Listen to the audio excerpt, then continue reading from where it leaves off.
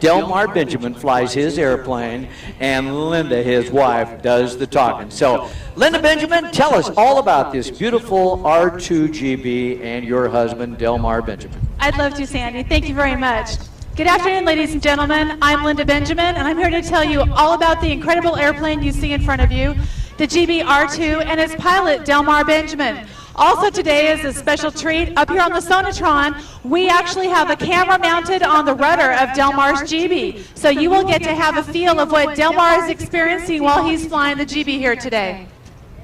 During his performance, he'll take the Gee Bee through a series of rolls, inverted passes, knife edge flight, and anything else Delmar may have his sleeve. Right now, ladies and gentlemen, get your cameras ready. Ladies and gentlemen, may I introduce to you Delmar Benjamin and the Gee Bee R2 Replica. The Gee Bees were originally built in the 1930s by 5 gentlemen known as the Granville Brothers, which is where the name Gee Bee comes from, Granville Brothers. They were built strictly for racing and to be used for an assault on the world speed record. In 1932, General Jimmy Doolittle flew the Gee Bee to a world-breaking nearly 300 miles an hour record in the Gee Bee, and that record held for 4 years. Now, on the flip side of that, the Gee Bee was also known as one of the most dangerous airplanes, basically, for 60 years until Delmar Benjamin built the replica that you see flying here today. And look at this beautiful little airplane. Very happy to be flying, very happy to be in the sky with Delmar at the controls. There were no plans available when Delmar went to build the Gee Bee, as the original plans are in the New England Air Museum. It was there almost complete, ready to be covered, and they took hundreds of pictures and measurements, and from that information went back to Crestwell, Oregon, and built the Gee Bee. Once again now, here comes Delmar in his very low inverted pass. He says that the Gee Bee is actually more stable flown inverted, and he does have better visibility. However, it's not very conducive for landing.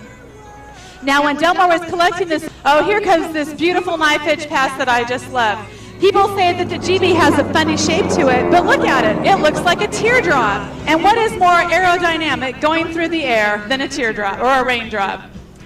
Very true. You know, Linda, there was another name back when they was rebuilding this. Enough. Delmar and Steve got to meet with Pete Miller, and Pete remembered everything about this Gee Bee. And Delmar felt very fortunate to be able to fly the Gee Bee for Pete Miller. After 60 years of living with the horrible idea that he built this horrible airplane, Delmar proved that it's actually a wonderful airplane, probably far ahead of its time. And we felt very fortunate to be able to fly that for Pete Miller. And you know, one of the comments that Pete made to Delmar was, "Oh, your Gee Bee is so much nicer than the original."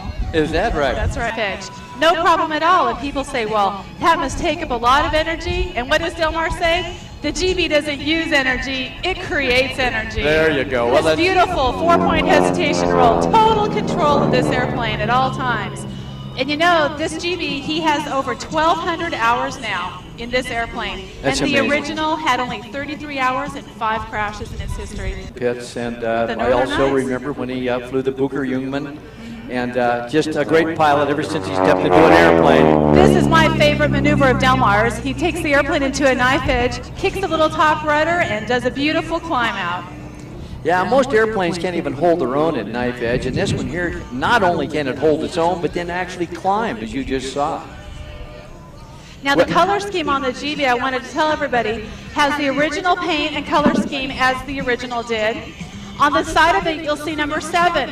There were 2 Gee Bee models, the R1 and the R2. We timed him on the pylon laps, and he has been timed as high as 260 miles an hour. I saw Linda's mouth kind of drop open. She says, "Delmar, you're not supposed to be down that low right there." Oh, he loves to do that. And this big, beautiful barrel roll. Of course, the Gee Bee, shaped like such a big, beautiful barrel as it is, does a beautiful barrel roll up in the sky today. And again, don't forget to look over here on the Sonatron when you get a chance. You get the feeling of what Delmar is experiencing while he's in that cockpit. Yeah, that's a great trademark signature maneuver for that airplane, is the barrel roll, no doubt about it. Because it's been called the flying barrel by so many years, the newspaper, the media back in the 30s and so on. And but I'll tell you what, If those people in the 30s were alive today, I think their mouths would really be a gap wide open in amazement about what Delmar really does with this airplane. And the airplane hasn't changed a bit. Oh, no. No, the Gee Bee is built exactly as the original. Many people are very skeptical. Well, obviously, if everybody else crashed the Gee Bee, why could Delmar fly it? Did he put a computer in it? Did he change it? And actually, it is built exactly as the original. The same materials, no carbon fiber. It's beautiful steel fuselage, and then it is covered with a beautiful 16-inch mahogany. It is built exactly as the original.